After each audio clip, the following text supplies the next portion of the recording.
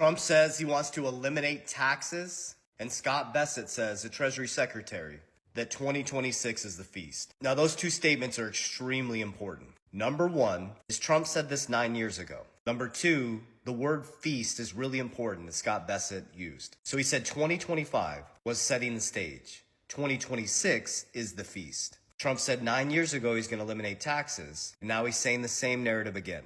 So what we need to understand is how to navigate this. You don't need the next best crypto, the next best investment. You need to understand the word feast, famine. Over 200 years, there's been 30 massive market collapses. You need a system, not the next best crypto, not the hype, not the hopium, a system. Because just like Scott Bessent said, he set the stage for the feast. You need to understand economic cycles. Now remember, before 1913, we used to tariff other countries. Then after 1913, going into 1915, the 16th Amendment, making income tax constitutional, was designed to tax the wealthy, but it bled down into the middle class and the working class. And so since 1913, the Federal Reserve, which is a federal nor reserve, has collapsed our dollars 96 to 97%. We stopped tariffing other countries and started taxing our own people, which put us into a monetary debt enslavement system.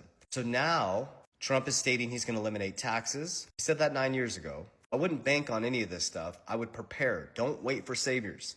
He's bringing in Reaganomics on steroids, which is deregulation, public and private sector coming together. These are all your hints of what to invest in. The middle class, working class getting more money in their pockets. But here's the biggest issue I've been teaching. It doesn't matter how much money you put in people's pockets. Jim Rohn said it the best. You give $1 million to every person in society, it ends up right back in the same 1%'s hand. We don't need stimulus checks. We need financial literacy. You need to understand how inflation works. You need to understand what happens when the feds just turn the printing machine back on, that your dollar becomes worthless. You're working your ass off. You're become poor every single year without doing anything. You're never going to catch up unless you learn how to create a system. You got to learn how to create cash flow.